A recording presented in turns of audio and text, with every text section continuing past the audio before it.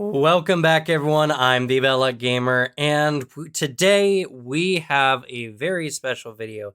As not only is this video the first build video I've done in quite some time, but today's video is also sponsored. But before we get to the sponsorship, let's talk about the build so you all don't just click off the video right away. So today's build is going to be a Kineticist build, which I know a lot of people out there have been waiting for a good Kineticist build to come out, especially on YouTube. And I have a very interesting one for you here today. And to make it even a bit spicier, this is going to be a mono element, single element build. So this is only going to be one element, and I'm sure you can already guess by the name of the title. And I guarantee this build is going to operate a bit differently than you would expect. So, today we're going to be talking about the Rust Warrior, a metal kineticist that is a frontline fighter up with their allies in the front or being the sole shield to their team. This is a tanky style brawler build that is designed not only to be a hamper to their enemies, but to deal devastating damage with melee kineticist strikes. So if that all sounds interesting to you, well, then this might be the build for you. And as you can see by the background here, this, my friends, is not some sci-fi Warhammer 40k background. No, this is actually one of the different areas in the plane of metal. But it does look rather sci-fi. And in fact, speaking on sci-fi, let's go ahead and talk about today's sponsor, who is making Pathfinder 2e related content. But I'll go ahead and leave that to ad read me right now. Are any of you interested in both mechs and magic? Well, then I have the tabletop hack for you. This video is graciously sponsored by MechFinder, Universe of Mechs and Magic, made by Osiris Games, and more specifically, their Kickstarter. You can see right here that they're already $3,000 over their initial goal, and they're pushing for more. They only have 13 days left to go. One of the great things about this particular Kickstarter is not only is MechFinder available for Pathfinder 2nd Edition, but also D&D 5e and a variety of other games.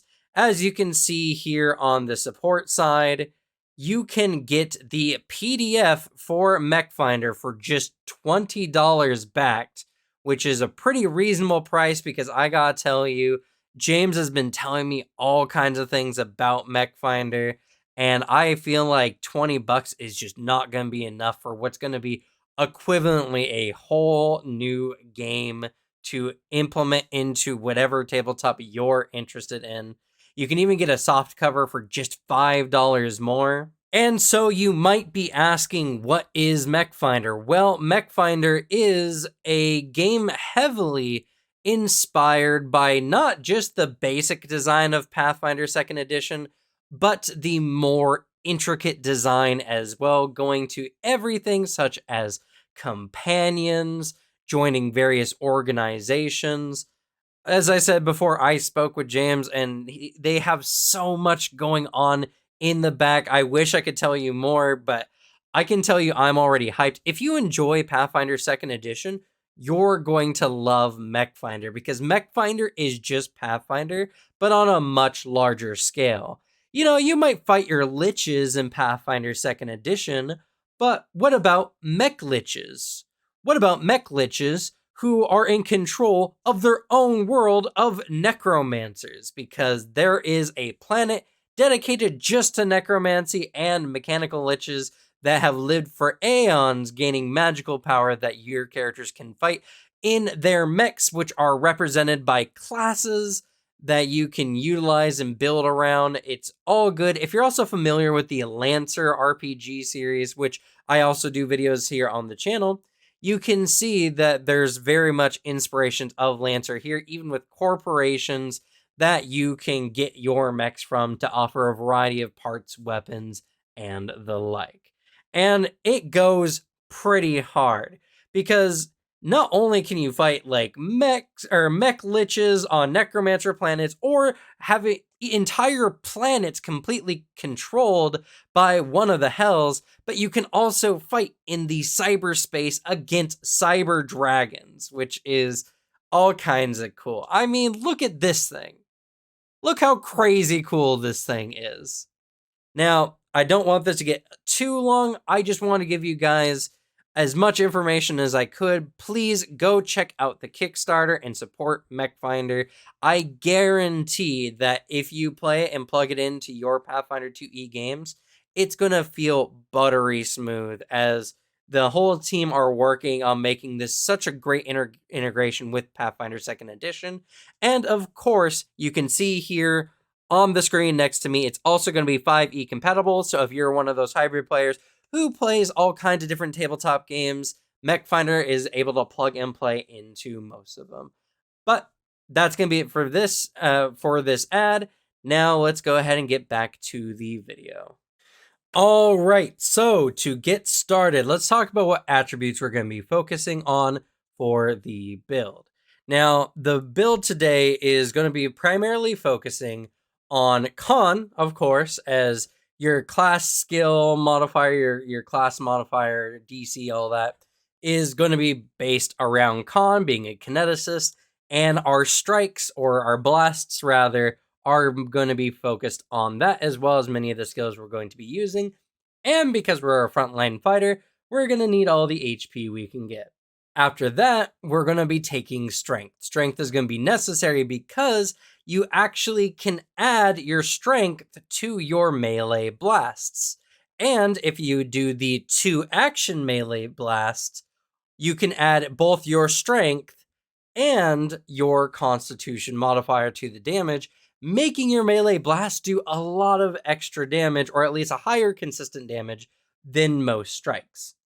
And for the third skill, it really doesn't matter all too much, but you will need to invest in some dex, as it's going to be necessary, as the first impulse we're going to pick up, which is going to be Metal Carapace, is a medium armor, meaning that we do need at least a 2 dex bonus to be getting the highest AC that we can get. So with all that said and done, the skills that we're going to be going into doesn't matter, actually. You can do this build with any number of ways using your skills or abilities. I wouldn't even necessarily go to my default athletics for a build like this, even though we're using a lot of strength, as this is going to be a bit of an action-heavy build, and throwing in grapples, trips, or whatever is going to make things a bit more difficult for you. So I honestly, you can go any way with this if you want to invest in your charisma, have some good social skills outside of the combat, or some intelligence, whatever you like, it's really good. But I'm just saying, if you're looking at for any skills for combat use, we're already going to be using most of our skills every turn anyway, so I don't see any skill actions really coming up with the use of this build. So first off, we're going to go with single gate, and we're going to select metal. This is going to give us the impulse junction, which whenever we use a 2-action impulse, we're going to be able to do acid, electricity, or piercing damage until the start of our next turn. Any creature that touches us takes damage equal to half of our level, rounded down to a minimum of 1, or round up to a minimum of 1. So that being the case, impulse, this is actually a really good one for this tanky style build, as well, we're a tank, and whenever we use a 2-action impulse, we're going to be getting this benefit a lot, and enemies who are touching us with any kind of non-reach weapon or melee or unarmed strike are going to be suffering for it. Perfect for a frontline tank, and honestly, it just works really good. This is actually a really good build for this style of play. So selecting single gate, that means we get 2 impulses from the metal, and I'm going to say Metal Carapace. As I said before, Metal Carapace is really good. What it allows us to do is we're going to have a medium armor that we can summon with a singular action already equipped. So even if you're sneak attacked or whatever, you can equip this. And whenever you gather your elements on your turn, you can just use Metal Carapace on your first turn to not only gather your elements, but to get your armor set up all in one action. It's really, really good. Now, this one is a AC +3 Dex Cap 2, and it requires a strength of 14, which we should have even at level 1. And this is a plate armor with a noisy trait, which isn't a super big deal. And not only do we get armor with this, but we're also going to get a shield, which we're going to be getting a lot of use out of. This Rusty Steel Shield is just a steel shield that appears in our free hand, and we get access to shield block even though the Kineticist doesn't start with it right out the gate, which is really good, and it allows us to have even more defensive power. And the best part is even if we shield block and our shield becomes destroyed, we can use another action to conjure up another shield. It's pretty much the same thing as drawing a spare shield, which is very, very good, and kind of one of the core aspects of the build. The other impulse you select really can be anyone you want. It doesn't really matter. Magnetic Pinions, I think, is a really good one, but if you want something that's a little bit more out of combat utility, Flash Forge is going to be the way to go. And for our first level feat that we're selecting with this, we're actually going to be going with the Weapon Infusion feat. So the Weapon Infusion feat is really good. It is an infusion that's a free action that augments our blast with weapon-like qualities. Now, if we're using a ranged version of our blast, we can actually give our ranged blast a 50-foot range increment, but in propulsive. This means that we can add half of our strength bonus to our range strikes without any additional actions or anything like that. That's actually really good and makes the metal just very solid. Not only that, but this can actually change the damage type between bludgeoning, piercing, or slashing, which I'm not sure if metal already did that. I could actually probably look. No, it's just piercing or slashing. So this gives us bludgeoning, which we could do to any of our strikes. But the big thing is the melee additions, because we have access to agile, backswing, forceful, reach, and sweep. Now, these can each be done in very unique ways, especially in, combat. If we're holding the front line with our team, we can reach our slash to hit any enemy within that extra range to assist allies, or just to give us a little bit more breathing room between us and an enemy who will need to use an extra action to at least get close to us. We can also give our strike agile so that we can do a one action blast with an agile trait, which will make our second strike a reduced penalty to hit, which is only a -4, which is really, really good, and is something that we can, of course, make use of in this build. You can do a single agile infusion strike, and then you can do an agile 2-action blast as well to make it more likely to hit with your second strike, which is really good, especially because we do get up to legendary proficiency with our blasts eventually, meaning that we're going to be just as good with a fighter at essentially fighter range. Level 2 is not going to be anything interesting. We don't have anything we can really select quite yet, so any of your impulses that you want to select, or maybe even taking a elemental familiar if that's your choice, could be selected as a second level feat. In any regard, the choice is really up to you. It doesn't really affect the build one way or another. Though for level 3, we're going to actually need to select shield block for our general feats. Now you might be asking why when we already get access to it. You'll see. You will need to take shield block at least at level 3 if you want to make this build work. So even if it feels a bit redundant for now, just think of it as if you find any better shields than your rush shield, then you'll be able to make use of that shield as well. So, it's not a complete loss for sure. At level 4, we're going to be selecting Plate in Treasure as our feat. It's a really good one, and it just allows us to essentially plate even our kinetic blasts or our armor in a precious metal as per the Clad in Metal spell, which is really, really good. It's overall just a solid feat for this build, because if you're fighting a fey creature that has a silver weakness, for instance, you can turn your armor from metal carapace into silver, meaning when they hit you with an unarmed strike, they get the effects of the silver weakness from your armor. Not the silver damage, But you look up silver armor, it'll tell you what it does when a fey creature hits you. In any regard, this is just a really good pickup for us in this situation. It makes a lot of niche situations really, really good. And some of the materials in the game are absolutely devastating. So definitely a impulse I would pick up for this build specifically. So now we've hit level 5, which is our Gates Threshold, our first one of 3 that we're going to get. Now, Gates Threshold, if you don't know, helps you expand, or I think it's actually 4. It is 4. It expands your portal or forks the path, which allows you to either make your current element better or give you access to a new element. Now, obviously, as I said at the beginning of this video, we're going to take Expand the Portal as we're going single element. So we're going to expand the portal, and this time we're going to be selecting the Critical Blast function. What this does is when we critical strike with our elemental blast, which are our weapon infusion, reach weapon, whatever we got, the enemy will take a d6 persistent bleed damage. Now, if the creature has the metal traits or is made of metal, it instead takes a d6 persistent damage with no type, which makes it completely irresistible, non-resistible. Irresistible seems like the wrong word, but it cannot be resisted at all in the game, which is really insane. You also get an item bonus to the persistent damage equal to your item bonus to impulse attack rolls, such as from the Gate Attenuator, which obviously we're going to be using the Gate Attenuator as a Kineticist. It's just kind of a necessary mandatory item. So Gate Attenuator is what we're going to be using. Thus, we're going to be getting at probably this level a +1 extra persistent damage, which is honestly really, really solid.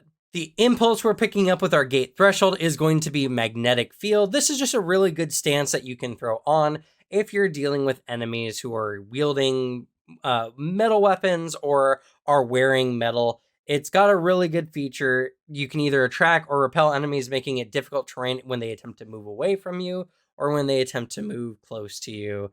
In any regard, this one's just a very good one. It's not one I would see being used a ton, but it suits our defensive nature. We are the frontliner for our party, and Magnetic Field gives us a situational stance that we can use when we're fighting particular kinds of enemies, which by all means is not a bad thing to have. Now, we'll probably be swapping this one out a little bit later for another stance that we're selecting, but for now, Magnetic Field will do. So continuing on with our feats, starting at level 6, we're going to be getting the Bastion Archetype. Now, the Bastion Archetype is a really good archetype, just dedication feat in itself, because it's going to give us access to the Reactive Shield Fighter feat right out the gate.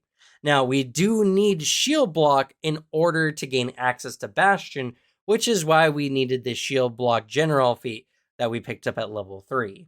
It doesn't count just because our Metal Carapace gives us the ability to use Shield Block, is that does not count for prerequisites. So what Reactive Shield does is if you're wielding a shield and it is not raised, you can use in reaction to raise your shield when you're being attacked, increasing your AC, potentially making the strike miss.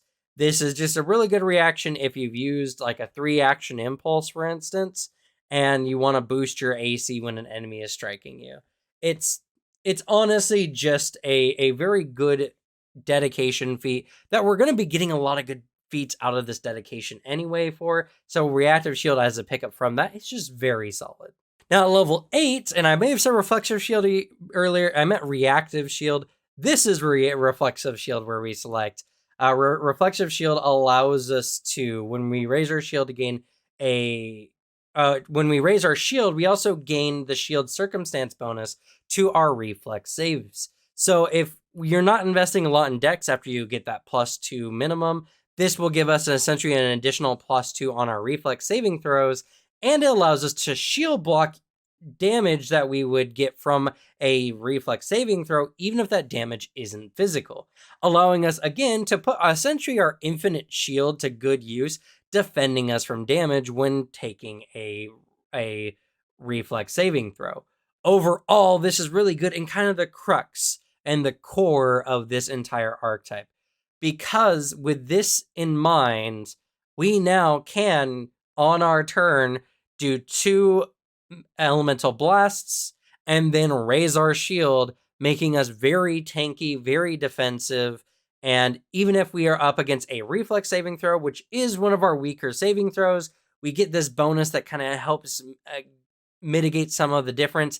And in addition, we're going to be getting the ability to use shield block on things like Fireball, which just makes our character overall tankier. And we're playing a Kineticist who has the most con in the game, meaning that we're going to have more HP to spread around than most characters. Overall, this is a very good setup, and I'm surprised more people aren't talking about this. So at level 9, we get our next Gates Threshold. This time we're going to be getting access to our Aura Junction. Now the Aura Junction is actually really good for metal. Enemies in the Aura take a -1 status penalty to attacks with metal objects, and they take a -1 status penalty to AC if they're wearing metal armor. Or they are made of metal or whatever, you know. What this means is that enemies that we're directly fighting, if they're made of metal, are metal, whatever, are going to be taking penalties to their AC, making our strikes more likely to hit, and their strikes against us much less likely to hit, making us really good against a variety of humanoid enemy types or elementals given the time and situation. Again, this might not apply to every situation, but it applies to a lot of different situations, trust me. There's a lot of campaigns where this is going to be super handy.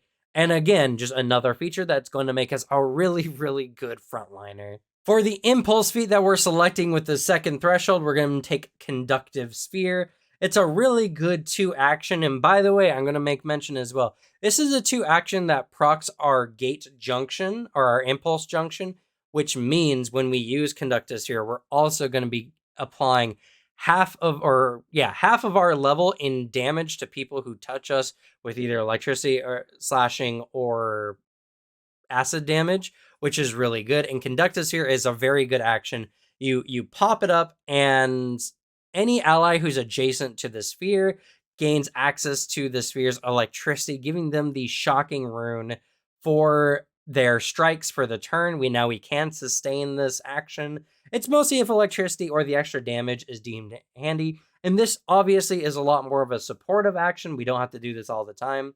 But one of the cool things is when you do sustain this every turn, you can either cause the orb to move, or you can have it deal a d12 electricity damage to an adjacent creature with a basic reflex saving throw against our class DC, which is going to be pretty high. So overall, Conductive Sphere is really good for this frontline build, and when the second you pop it up, it also gives your allies resistance to electricity damage, which is really good, and the resistance is equal to your level. So this is really good against electric enemies. This is really good against enemies who, aren't resistant to electric damage. And of course, it just can up the general damage of your team, making it a very solid ability and perfect for frontline fighters. All right, so for our level 10 feat here, this is going to be one of our key feats that we're going to absolutely need to take for this build, and that's going to be Destructive Block from the Bastion Archetype. Destructive Block is absolutely perfect for this build because when you use Shield Block, you can instead reduce the damage you would take by twice the shield's normal hardness, and if you do, the shield takes double the damage before applying, double the normal amount of damage it would have taken before applying hardness. So this will make your shield degrade faster, possibly even breaking your shield, but that's fine because we essentially have infinite shields. It's a really good action, which gives us extra benefit from our shield. And if you're taking a sturdy shield, or you have another shield that you're using besides the Carapace one, well, then this can actually be used with that shield as well. With all the different crafting abilities out there that you can use to repair broken items really fast, and the fact that this build isn't very skill intensive by any means, well, you can really get a lot out of Destructive Block for your builds. And like I said, worst case scenario, you're just still using the rush shield that you get, and you're getting twice the hardness benefit out of it, which I think is just a really, really good idea and makes your character so incredibly hard to damage. It's a really good feat pickup. At level 12, we're going to be selecting Shattershields from our impulses. This is, again, going to make our character even tankier. Because Shattershields, first of all, is a stance. So this is going to be replacing Magnetic Field if you're using Magnetic Field a lot in the first place. Thanks to reflow elements, you can easily replace Magnetic Field with another one of the damage type of impulses that we have access to as a Kineticist. So reflow elements allows Shattershields to come in without having any real interruption into the build. And Shattershields is really good because what it does is you produce 4 metal plates, and they give everyone in your kinetic aura who is an ally anyway a +1 circumstance bonus to AC. Now this is circumstance, which means when we're raising our shield, it is not stacking. So when we're raising a shield, we're not getting the benefits out of this, but hopefully your allies are, which is one of the big reasons why we're selecting this.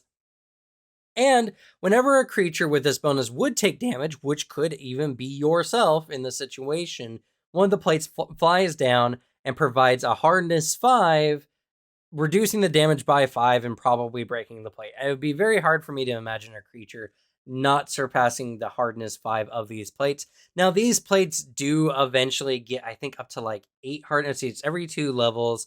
So 14, 16, 18, 20, which is 4 more. So they do get eventually up to hardness 9. And of course, you can replace these plates with a single action with the concentrate trait. So this was just damage mitigation. And not only that, but because these 4 plates can mitigate every time a creature gets hit, that means if you or an ally are hit even multiple times, well, that can happen up to 4 times. It's really good. And the concentrate action to replace them replenishes all destroyed shields. So it's a very, very good impulse in general to just throw on with our character. And honestly, this is just a real, like, let me paint y'all a picture, right? So imagine that you and like a fighter are fighting on the front line, and you're full buffed up, you're all ready to go. You're fighting a bunch of like let's say giants, right? This just starting off, just when we're here, not only can we just have a really high AC, an AC that might even beat the fighter if they're not using a shield, I might add, but not only that, we're also going to be able to mitigate damage to not only ourselves, but to our allies as well. And there's nothing saying here that when you take Shatter Shields, when Shatterfield defends you, you can't like do a reaction with it. So when we get hit by these giants that do like massive amounts of damage, right? We can shield block. We can shield block for twice the hardness, which I think is 10, plus at this level an additional 5, 15 damage. 15 damage mitigated to us, 5 damage mitigated to the fighter, and if these giants are wielding metal weapons for whatever reason, they are also having a harder time hitting us. And like, we're very, very defensive, very, very healthy, and really unstoppable. And not only that, but it doesn't matter if the enemy steps away or, you're fighting a creature with reach, you can get reach back on them with your kinetic blast with the weapon infusion. Like, you become a versatile fighter on the front line with a malleable weapon that can change with every strike and the ability to mitigate tons of damage to not only yourself, but your teammates. This is a very powerful defensive support build that has some really good offensive capabilities in it as well. As I'm not even talking about the free, impulses I allowed in this build for you to take things like Magnetic Pinions, Retch Rust, or a lot of the other really good area of effect abilities that you get as a Kineticist. It's just really, really good. All right, so at level 13, we're getting our 3rd gate threshold here. This one is going to be the resistance that we get for metal, which in this case is going to be to electricity and metal. We get a resistance equal to our level in both electricity and metal, which is really, really good.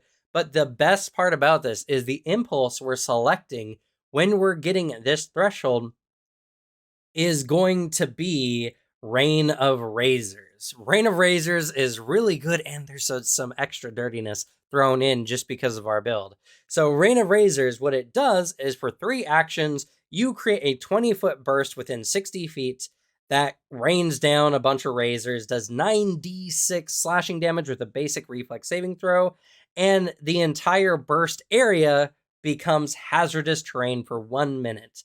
The creatures that move through this area take 3 slashing damage for every square they move into the area. Except for us. Because everything that this ability creates gains the metal trait, which means our elemental resistance gives us resistance to Rain of Razors. So even though normally you would be affected by your own hazardous terrain in this situation, we're not. We can march right into this field of razors that we've created, taking none of the hazardous damage and forcing the enemies to have to deal with us there or move away, taking a bunch of damage. Overall, this is a really, really good setup here that just allows you to completely isolate an area, forcing enemies to either avoid going through there or taking a bunch of damage, and giving you a pretty safe area to stand yourself, as you are, again, like I said, resistant to the damage.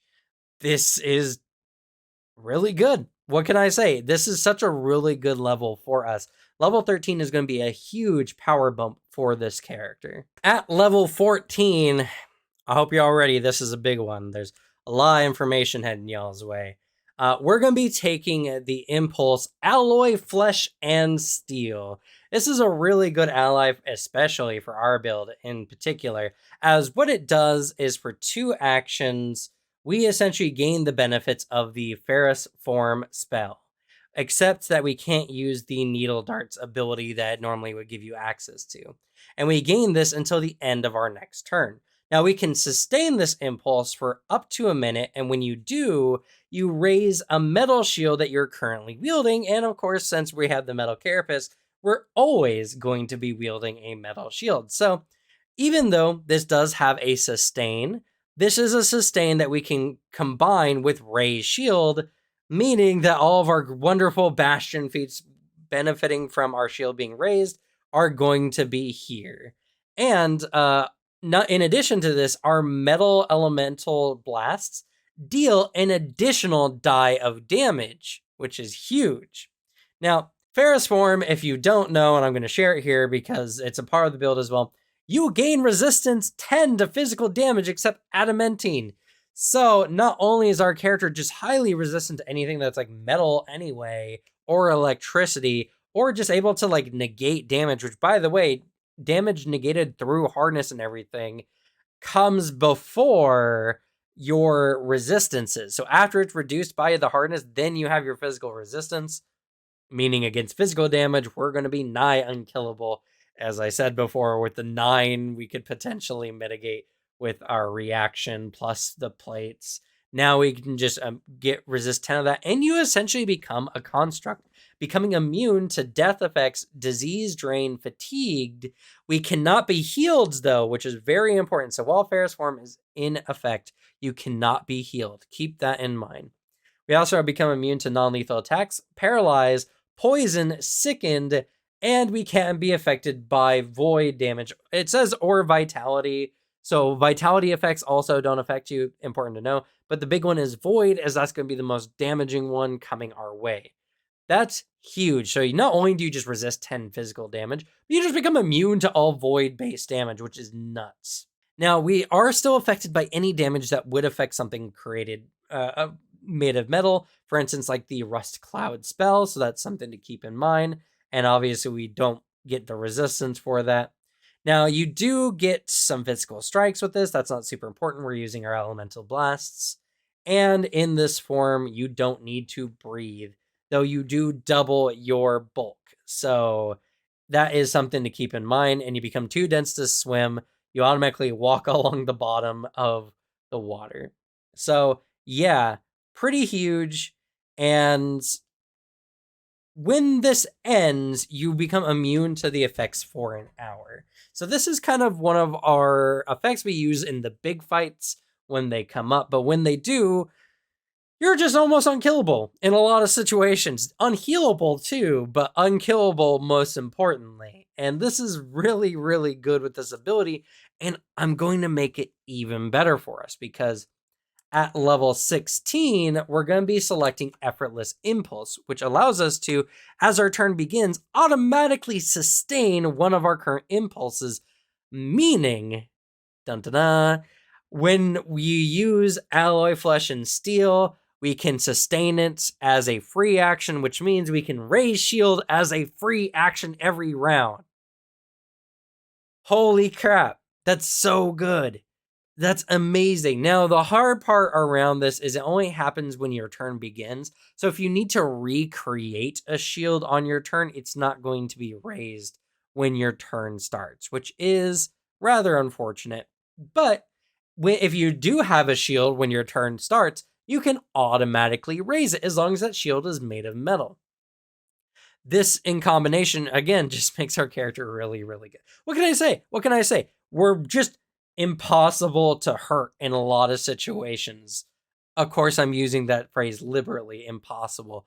We resist a lot of damage. We can negate a lot of damage. We can even negate damage from reflex saving throws, even if it's not physical, thanks to the shield block. So our character is going to be one of the tankiest characters in the game, I guarantee. That leaves us with our final gate threshold at level 17, which we're going to be taking the skill one for no particular reason other than this is a mono build, and so we have to if we want to keep the mono benefits. In addition to that, I opted to take you get the skill one, which gives you skill proficiency in crafting. You might have crafting at this point. It's really late in the game to be worrying about a trained proficiency in a skill. So, you also get quick repair, which can be handy. I don't know. It's not a big deal. We're not taking it for any particular reason other than we're going mono element. Though, we are going to be taking, well, it's really your choice of any of your metal impulses that you have yet to select. I opted for, in this build, Scrap Barricade. Scrap Barricade being just a really good impulse for the simple fact that you just can create a barricade, a structure of some kind. This is perfect for blocking off hallways or doorways or the like, forcing enemies to break through it. There's actually a lot of situations where Scrap Barricade can really come in handy. So it's something that I would say overall is really good, though it does have overflow, which is something to keep in mind. But overall, I like Scrap Barricade, so that's why I put it here. But this is mostly just a free slot on our impulse. This might not seem super impressive, but it's the last impulse and just kind of what we had to take. There's some more good stuff to finish this build off, though. As at level 18, we get, again, one of their level 18 features always have the coolest names, which is Hell of a Million Needles. Another very long ability, I might add. More or less what it does is you create a cube of doom with a range within 500 feet. 500 feet. You just box. Enemies explode. What happens is each creature in the area, which is a 30-foot cube, which is huge, take 13 d6 piercing damage with a basic reflex saving throw against your class DC, which is fast approaching legendary. Each creature that fails its save becomes impaled, becoming immobilized until it escapes with a DC equal to your class DC, which again is quickly approaching legendary. A creature that critically fails is also off guard as long as it's impaled. So this damaging area just comes in, blocks them all off, sticks them in place, and the hell remains until the end of your next turn, but you can sustain this up to a minute. Another feature that we can use with our ability that lets us sustain as a free action. And using this impulse again ends any previous ones created. Now, the first time you sustain it each round, lightning crisscrosses the needles. Each creature in the area takes 3d12 electricity damage with a basic reflex saving throw against your class DC. And the squares in the area are hazardous terrain. So when they're pushing their way out, trying to get out of here, each creature will take 6 piercing damage for every square they move through this area. And an additional benefit, because we're really cool that way, we can, if we so choose, go into the area ourselves. And at this point, we're immune essentially to the piercing damage because our resistance is 18 to to metal-based damage, which this has the metal trait. And even if we're in the area when our turn begins and we sustain it, the 3d12 damage that we would take would be mitigated by up to 18 damage, meaning that we're not likely to take much damage or a very little amount of damage on our turn. Meaning that we can create a hell box that the enemies absolutely don't want to fight us in, and I think that's absolutely amazing. Granted, I wouldn't use this to create the box on you when you first start, but you can move into the box after you create it to make for a better series of events. In any regard, Hell of a Million Needles just, it makes hell. It makes a hell on earth for your enemies who want to fight you, which is nuts. It's actually insane. God, this is so good. The build is just nuts with the things it can do. Now, the final feat that we're selecting for our build in general is Kinetic Pinnacle. This is just a really good one. The biggest reason is we're permanently quickened, and the extra action we can use is to either channel elements to gather up an element, which we can, again, use any of our single action impulses with, like, creating our shield, for instance, or you can use a 1-action elemental blast, which if it's a metal blast, it can do extra damage if we're currently using our Ferrous Form spell, Flesh of Alloy and Steel it's called. Yeah, this is just really good for the build. It's a really good capstone, and something I have to mention as well. Kinetic Pinnacle is one of the very, very few ways, if not the only ways, you can use Elemental Blast or channel elements with a quickened action. Most quickened actions apply to strikes, well, actually, I think Elemental Blast counts as a strike, if I'm not mistaken. It's an attack. Let's see. Maybe it's not a strike. Yeah, so they usually apply to only strikes or strides. So this is actually one of the only ways you can get quickened action for Elemental Blast and channel elements.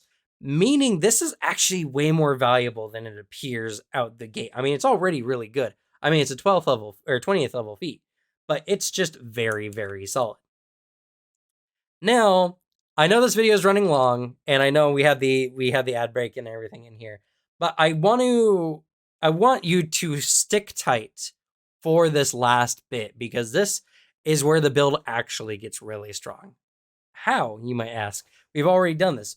Well, if your GM is smart and is allowing the free bonus archetype rule, not only is that great because you get more feats, but you can select your Bastion feats with your free archetype feats, giving you potentially more Bastion feats to use more cool shield abilities. But I think more importantly than that, you're going to be getting access to a general feats that you get as a Kineticist, which is called, let's see here, Elemental Overlap. Elemental Overlap is actually pretty huge for this build, if I'm being honest, because not only can we take this multiple times, but you can only take it when you're using exactly one kinetic element.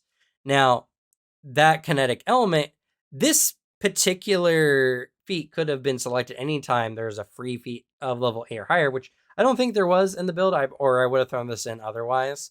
But what it does is it allows us to take one of the composition impulses with only one element, meaning that we get access to really good abilities like Molten Wire, which allows us to make a molten piece of wire, wrap it around an enemy, causing them to take consistent fire damage and becoming Clumsy 1. And the escape DC for this wire, by the way, is our class DC, which is nuts. So every time we take these Bastion feats that are above level 8, which is like Reflexive Shield, for instance, or Destructive Block, or there's several in here we could take those composition impulses with this, giving our character even more metal mayhem that we can throw on our enemies. But in addition to this, sorry, my voice cracked there. In addition to this, so obviously my number one archetype recommendation is Bastion, but the second one is actually Sentinel.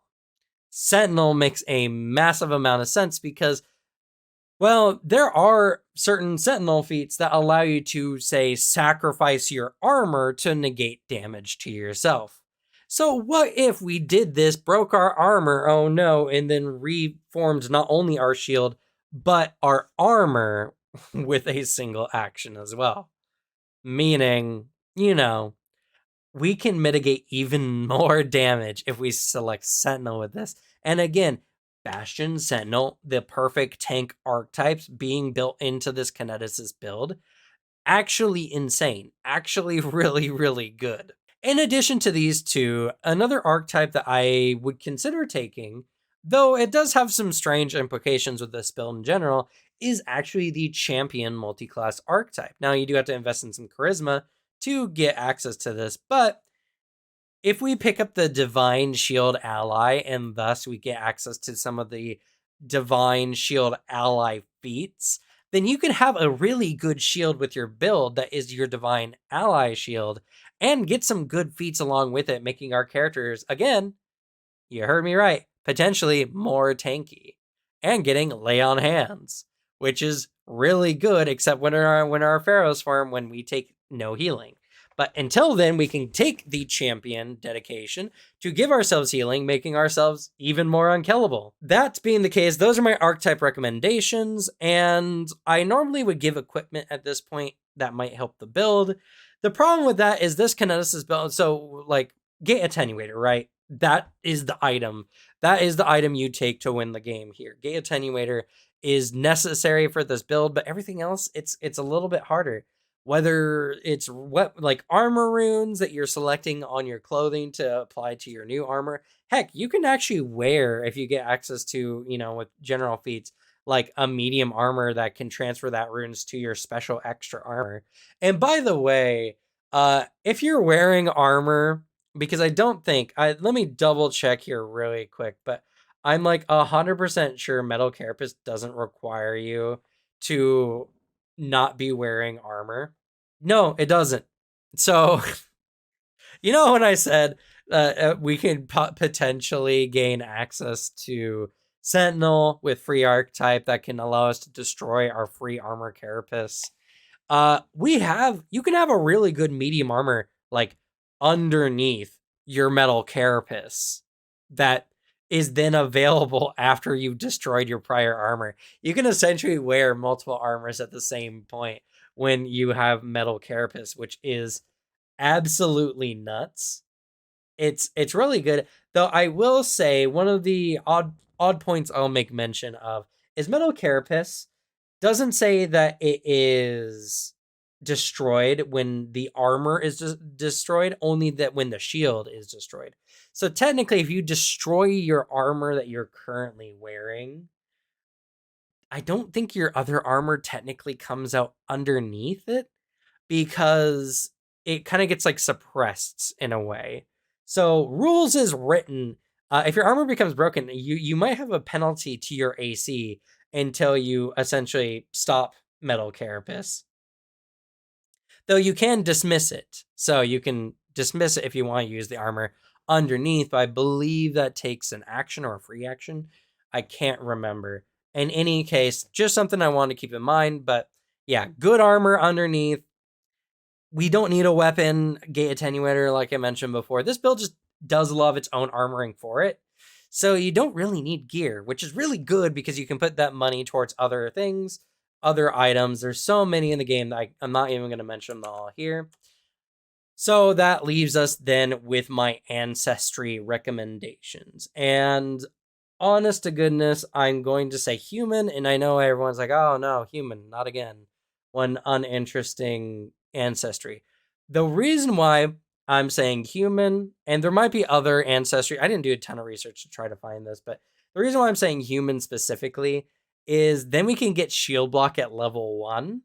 And then technically that level 2 feats that could have been like anything that I mentioned before could be shield, or could be the Bastion dedication, or Bastion dedication, rather than waiting all the way till level 6 to pick it up.